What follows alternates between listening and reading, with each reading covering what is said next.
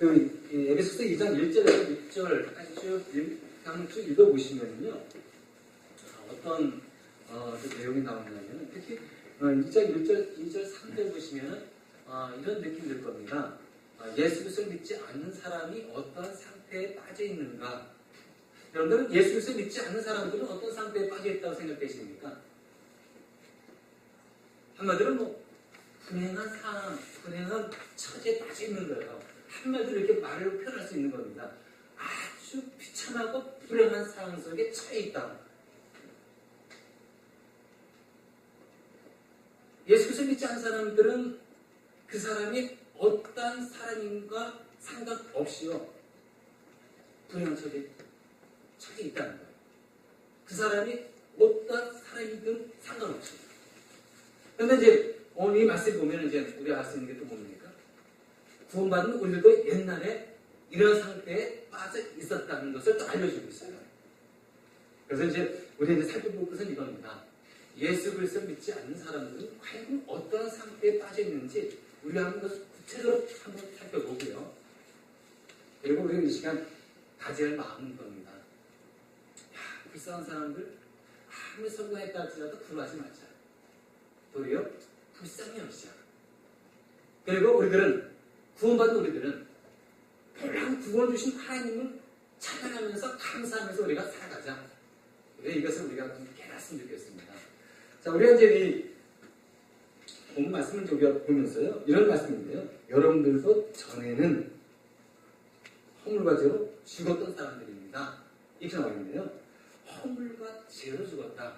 여러분 이 허물이 나오네요. 허물과 죄. 죄로 죽었다는 좀 이해가 되겠는데요.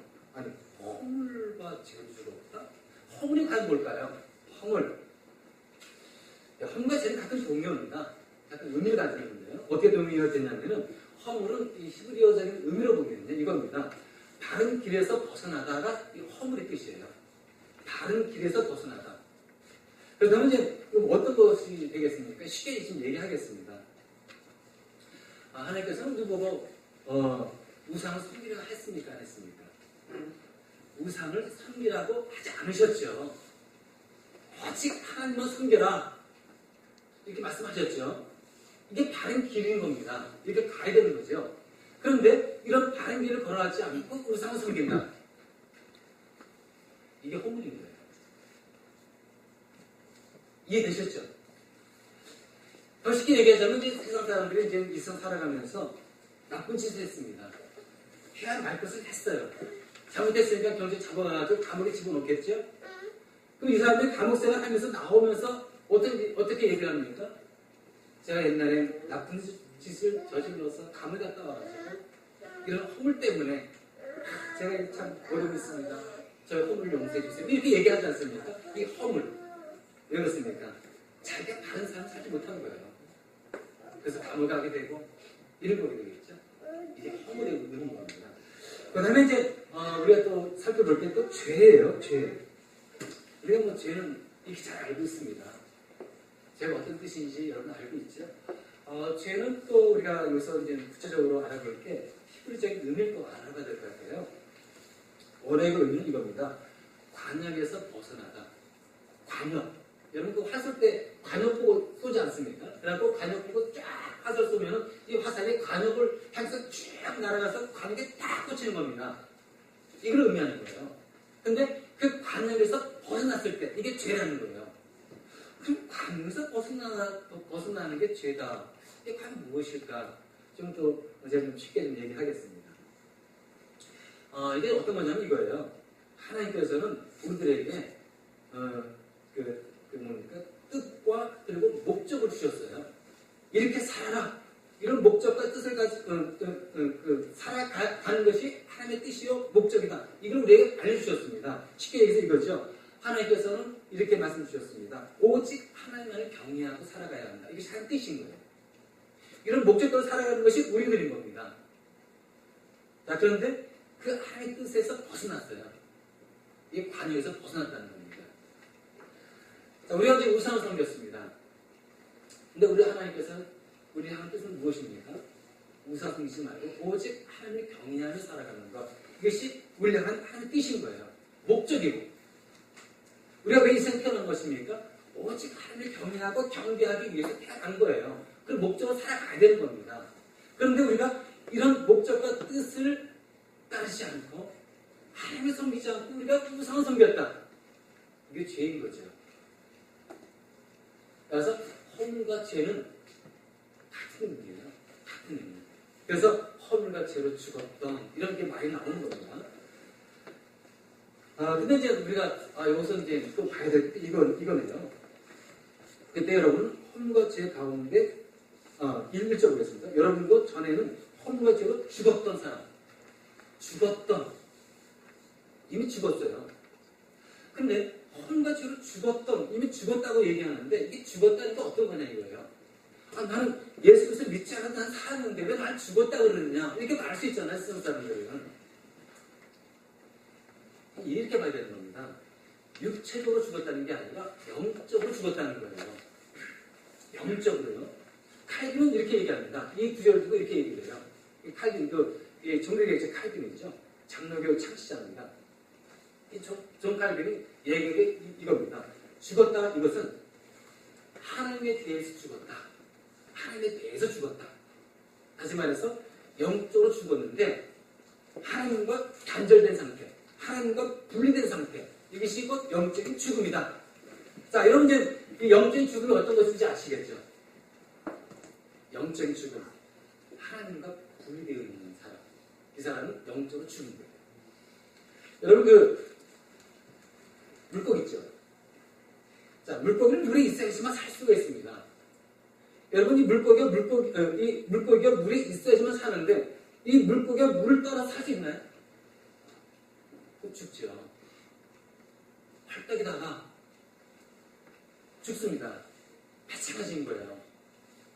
물고기가 물에서 벗어나가지고 물과 분리되어서 살 수 없듯이 인간도요, 하나님과 떠나서 산다. 이것은 곧 죽음을 의미하는 겁니다. 여러분 이 육체도 그렇지 않습니까? 성경에서 이 죽음은 어떤 의미인 겁니까? 죽음. 성경에서 그 사람이 죽었다 할 때는 어떤 의미냐면은 그 사람의 육체에서 영혼이 떠나갔다. 죽음인 거예요. 자, 우리는 육체도 가지고 있지만 그 육체 안에 영혼도 있지 않습니까? 영혼. 근데 그 영혼이 육체를 빠져나갔어요. 이탈했습니다. 분리되어 버렸어요. 죽음을 의미하는 거예요. 영적인 죽음도 마찬가지라는 겁니다. 우리는 하나님과 함께 해야 되겠죠. 함께하는 삶.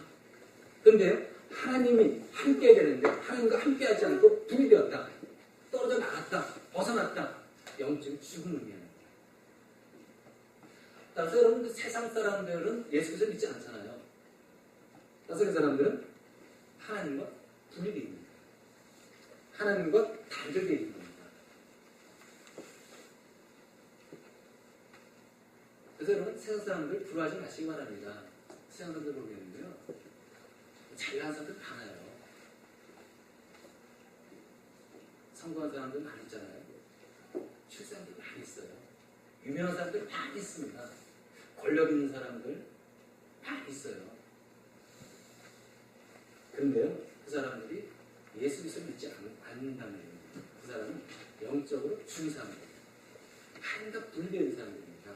쉽게 얘기해서 어떤 사람인지 아십니까? 살아있으나 죽은 사람들을 우리는 뭐라고 표현하죠? 살아있는 것처럼 보이지만 죽은 사람들, 산송장이라고 얘기하지 않습니까?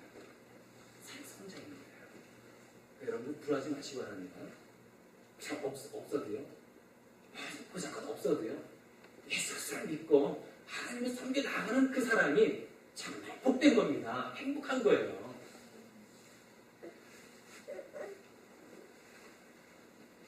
근데 이제 우리가 이 허물과 죄로 죽었던 사람들, 우리가 전부 그런 사람들이었죠.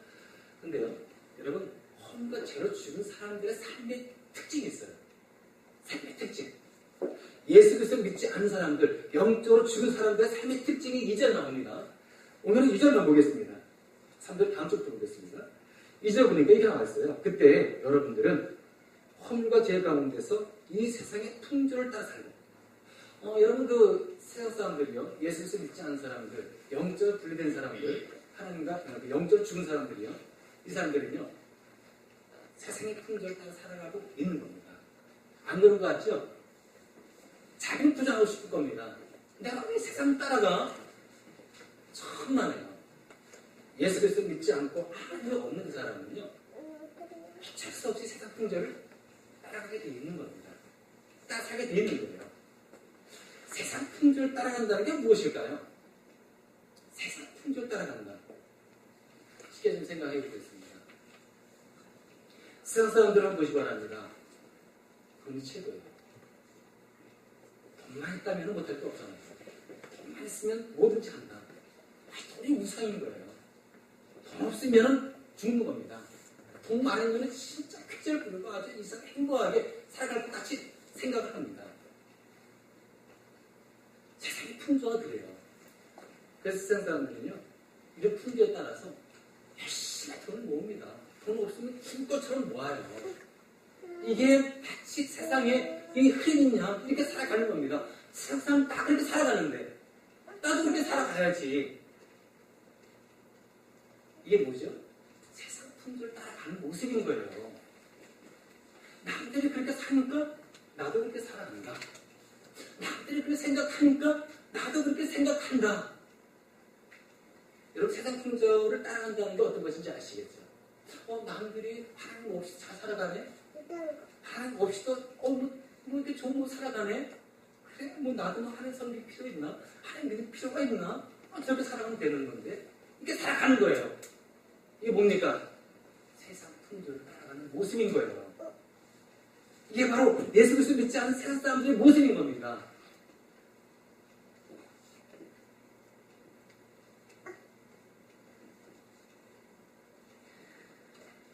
근데 왜 이제 이 세상 사람들은 이 세상 풍조를 따라갈까요? 왜 따라가는 겁니까? 분명한 이유가 있잖아요. 여러분, 하나님과 분리되어 있는데 그 사람이 하나님의 뜻을 알 수 있을까요? 알 수가 없는 거예요. 하나님의 뜻을 모르니까 자기 뜻대로 살아가잖아요. 자기 생각대로 살아가죠. 자기 생각이 제일 있냐? 세상 사람이 이렇게 세상 흐름 따라가는데 세상 사람 다 이렇게 살아가는데 내가 왜 이 물길에서 벗어나고 살아가? 남의 손에게. 그럼 살아가는 모습인 거예요. 하나님과 분리되어가지고 한 뜻을 모르니까 세상 풍조 따라가는 거예요. 그래서 따라가는 거예요. 여러분 벼 아시죠? 벼. 쌀겨 그러지 않습니까?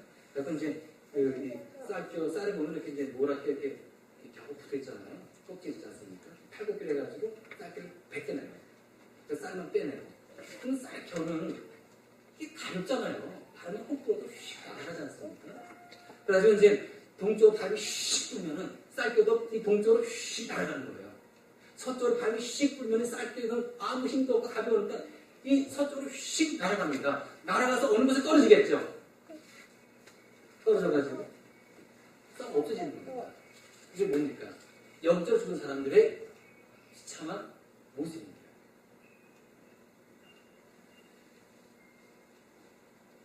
그래서 우리가 이 세상의 풍조를 따라가는 사람들의 모습이 어떤 모습인지 아시겠죠? 그 다음에 이제 우리가 살펴볼 게 이제 이겁니다. 2절 중반에 보니까요. 공중의 권세를 잡은 통치자. 누굽니까? 누구죠? 공중의 권세를 잡은 통치자. 누굽니까? 마귀예요. 악한 마귀. 좀 추가적으로 나왔네요. 곧 지금 불신중의 자식들 가운데서 작용하는 영을 따라 살았습니다. 불신중의 자식들 가운데서 역사하는 그 영, 악한 영 아닙니까? 근데 그 악한 영을 따라 산대요. 누가 따라 살아가는 겁니까? 하나님과 분리되어가지고 예수 그리스도 믿지 않는 세상 사람들은요, 마귀의 영을 따라 살아가는 거예요. 진단이에요. 제가 얘기하는 게 아니에요. 하나님이 그렇게 말씀하시는 거예요. 세상 사람들은 무슨 마귀를 따라가? 그렇게 생각하겠죠. 나는 올바로 살고 있는 것 같은데, 나는 진짜 정직하게 살고 있는 것 같은데, 천만에요. 하나님 믿지 않는 사람들은요, 예수께서 믿지 않는 사람들은 마귀의 영을 따라가게 되어 있어요. 그 이유를 한번 살펴보겠습니다. 여러분이 뭡니까? 하나님과 분리되어 있는 사람들은요, 제가 조금 전에 말씀드렸듯이 하나님을 모르잖아요. 어떤 길이 바른 길인지 진리의 길인지 생명의 길인지 모르잖아요. 그리고 마귀는 우리에게 혼돈을 주는 겁니다. 생명의 길, 마귀 그 진리의 길을 못 보게 자꾸 만들고, 그러다 보니까 혼맥이 만들어가지고요, 엉뚱한 길로 가면서 이것이 마치 생명의 길이냐 걸어가는 겁니다.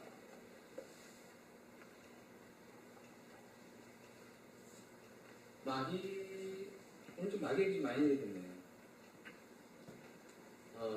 여러분도 마귀 존재 좀 믿으시죠?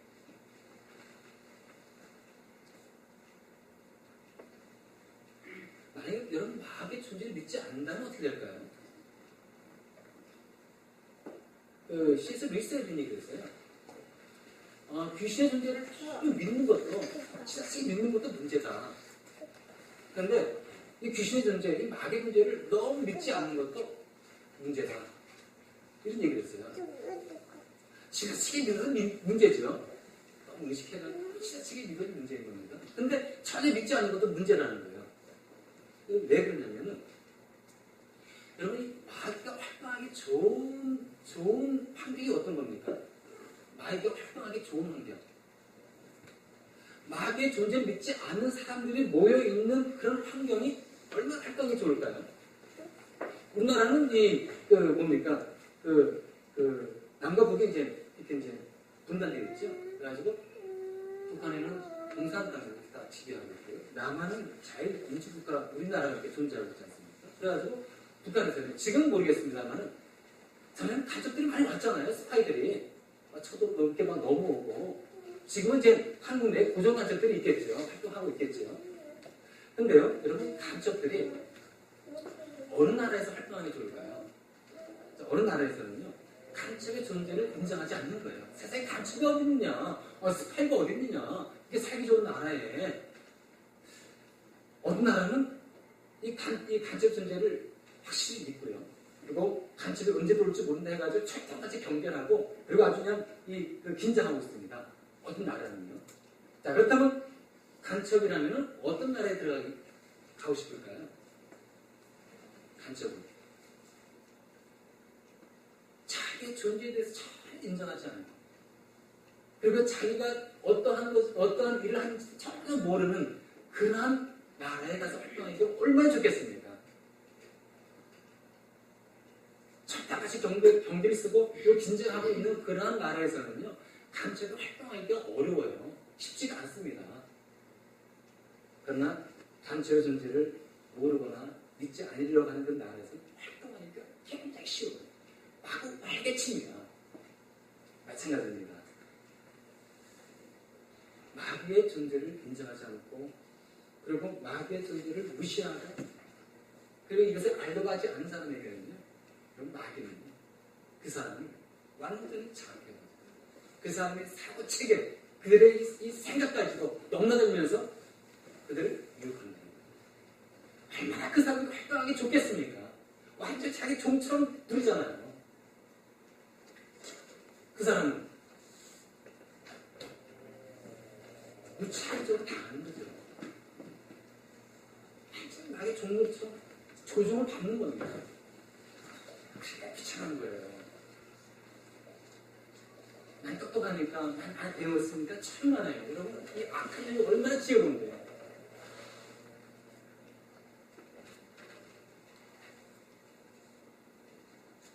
여러분, 유다 아시죠? 유다를 의미하는 거죠. 이 가룟 유다는 예수님을 팔았습니다. 자기 스승 3년 동안 열심히 쫓아다니고 예수님의 온갖 기적을 다 보고 체험했던 이 가룟 유다, 수많은 사람의 병자를 직접 고치는 것을 봤습니다. 죽은 사람을 살린 것까지도 그는 목격을 했어요. 아주 가까이서 봤습니다. 참, 이 가룟 유다도요, 예수님 3년 동안 따라다니면서 여러분, 예수 자기 스승을 판단하는 게 이게 쉬운 일이 아닐 거예요. 설사 예수님이 메시아가 아니라 할지라도 그냥 단순한 스승을 할지라도 어떻게 예수님 자기 스승을 배반할 수 있겠습니까? 이게 인간의 도리가 아니잖아요. 쉽게 이렇게 결정할 수 있는 게 아닌 겁니다. 정말 악한 삶이 아니고서는. 근데요, 이 가룟유다가 메시아 예수 그리스도를 팔았어요. 근데요, 여러분 요한복음 13장 2절을 보면은요, 이렇게 말씀 나와 있어요. 저녁을 먹을 때 악마가 이미 시몬 가룟의 아들 유다의 마음속에 예수를 팔아넘길 생각을 불어넣었다, 이렇게 나왔어요. 여러분, 이 마귀의 이 악마의 마귀의 존재가 어떠한지 우리의 마음속, 우리의 이 생각 속을 들을 수가 있네요. 우리의 생각이 영역 안에 들어올 수 있는 겁니다. 와서 악한 마음을 심어줄 수가 있는 거예요. 도저히 인간으로서 가질 수 없는 생각을 갖게 합니다. 마귀가 그렇게 한다는 거예요. 단순히 우리의 육체에 고통을 주고 우리를 유혹하는 것뿐만 아니라 우리의 생각 체계에 들어와가지고 우리의 마음속에 악한 마음을 심어준다는 거예요. 의심 품게 하고 미움을 주고 시기를 주고 질투를 주고 서로 싸우게 만들고 그게 다 누가 하는 겁니까? 마귀가 우리들에게 이런 생각을 불어넣어 줄 수 있다는 거예요. 그러니까 속으면 안 되는 거죠. 마귀의 존재를 결코 여러분들이 가볍게 생각해서는 안 되는 거예요. 해봐서도 안 되고 우리의 생각 체계에 도운다니까요. 우리의 생각을 지배한다. 우리의 온몸을 지배하는 거예요. 우리의 행동을 주관하는 겁니다. 무서운 존재예요. 근데 이제 우리가 이 마귀가 이제 이렇게 우리를 유혹하지 않습니까? 근데 참 마귀는 강교해요. 여러분, 이 마귀를 여러분들이 그림으로 그린다고 한번 생각해 보겠습니다. 제가 한번 그림을 한번 그려본다면 제가 어떻게 그릴까요? 마귀를요? 제가 어떻게 그릴까요? 저는 절대로 이 마귀를 그림 그릴 때 절대로 아름다운 얼굴을 안 그려요. 여러분도 그릴 겁니다. 마귀를 제가 그리지 않습니까? 제가 한번 대충 그려볼게요. 먼저 얼굴을 한번 쫙 그립니다. 눈, 코, 입, 다 눈은 굉장히 무섭게. 그리고 코도, 입은 그냥 그 드라큘라 입처럼 그리고 피가 줄줄줄 날 수 있게 쫙 빠른 이 물감을 쫙 칠 거예요. 머리는 이 뿔 있지 않습니까? 뿔 두 개를 다 그릴 거고. 손은 그냥 이 손톱도 길면서 이 마귀 손 있지 않습니까? 피부 도는 그 손. 옷은 검정색으로. 제가 그리는 마귀의 모습이에요. 여러분도 그렇게 그리겠습니까?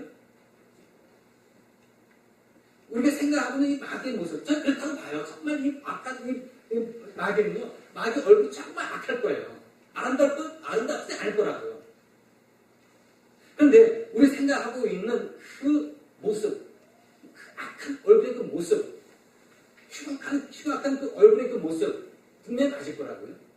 근데 그 모습을 가지고 사람들을 유혹할 수 있습니까? 그 모습을 딱 나타나가지고 우리를 유혹한다고 생각해 보세요. 다 도망가지. 마귀는요, 흉악한 모습 나타나가지고 우리를 유혹하지 않는다는 겁니다.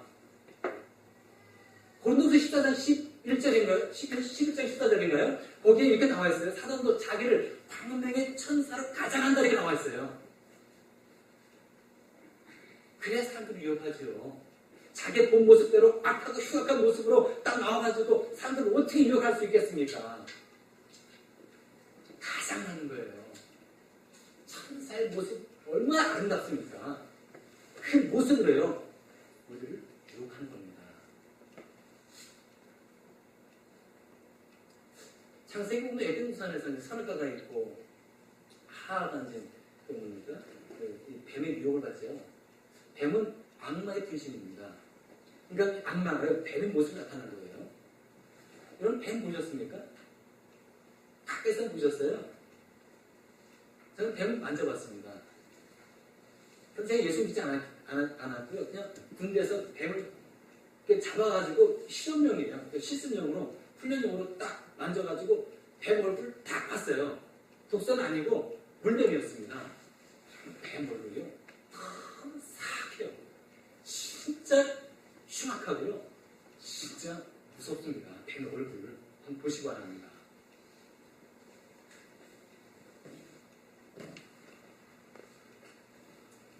근데 뭡니까? 이 뱀이 이제, 그 뱀의 그 얼굴을, 흉악한 이런 그런 얼굴을 가지고, 여러분 이 하하를 이제 유혹을 한다고 생각해 보세요. 하하가 도망가지. 근데 이 뱀의 그 모습은요, 그런 모습은 나오지 않았고요. 달콤한 말로, 흉측하고 유능한 말로 한 게 아니라, 달콤한 말로 하하를 유혹해서 그래요. 그러니까 이 하하가 도망가지 않고 계속 얘기하면서 그 말을 유혹하지 않습니까? 그래서 우리가 이 마귀의 이 유혹, 여러분들 쉽게 생각하면 안 되겠고요. 마귀는 광래천사가 나타나가지고 자기를 따르도록 만듭니다. 그런데 이제 우리가 조심할 게 있어요. 세상 사람들은 이 마귀의 유혹을 받아가지고 따라가잖아요. 심각한 문제가 무엇입니까? 마귀의 유혹을 받아서 따라가지 않습니까? 그 끝이 어떤 겁니까? 끝이 멸망이잖아요. 우리가 예수님 따라가고 우리 주님 따라가면은 그건 생명길인데 마귀 따라가면 그건 멸망길이라는 겁니다. 근데 세상 사람들은 여기 보니까 이제 보니까 따라가면 살고 있잖아요. 이게 심각한 거예요. 자기가 죽는지도 모르고 따라간다는 거. 한국에 그 동해안 보면은 오징어 많이 잡히잖아요. 여름철, 지금 더울, 5, 6, 7, 몇배가 아마 이 오징어 많이 잡히는 그런 시기인 것 같습니다. 제가 언제 한번 동해안 갔을 때 보니까요. 동해안 그 해안가 쭉 먼바다에 보면은 이제 굉장히 밤이죠. 밤에 보면은 이 배가 몇 척 떠 있습니다. 근데 굉장히 밝아요. 전과 수백 개 전구를 달고, 그리고 이제 뭡니까? 오징어를 잡는데, 미끼도 없어요. 그물도 없어요. 그냥 불만 켜놓는 겁니다. 아주 빼나같이 밝게 켜놓는 거예요. 그럼 이제 이 오징어는요, 이 불을 좋아하나 봅니다. 밝은 불도요. 그냥 이 물속에 있으면서 이 위에 이 빛이 있으니까 그 빛만 보고 쫙 달려드는 겁니다. 수천, 수만 마리, 수십 마리의 이 오징어 떼가 그 빛만 보고 쫙 달려오는 거예요. 그 불의 유혹이 자기를 죽이는 줄 모르고. 그래가지고 오징어 이 배에서는요, 뭘 잡는지 아십니까? 이만 둥그런 책 있잖아요. 그 책을 가지고 모여든 이 오징어를 그냥 담아 놓는 거예요, 이렇게. 얼마나 편합니까? 뭐 그물을 잡는 것도 아니고, 미끼 가지고 잡는 것도 아니고, 그냥 그냥 담는 거예요. 서로 담는 거예요. 이게 바로 오징어의 비참한 말을 있는 겁니다. 왜 오징어가 이렇게 된 겁니까? 불의 유혹을 받고 무작정 그쪽으로 가면 사는 줄 알고 온 거예요. 왔더니 결국은 따라갔더니 죽음이었잖아요. 세상 사람들의 모습이 그런 겁니다. 예수 그리스도 믿지 않고요. 하나님과 분리되어 가지고 살아가는 사람들의 비참한 말로가 이렇다는 거예요. 따라서 우리가 이제 생각해봐야 되지 않겠습니까? 여러분은 과연 예수 그리스도 안에 있습니까? 밖에 있습니까?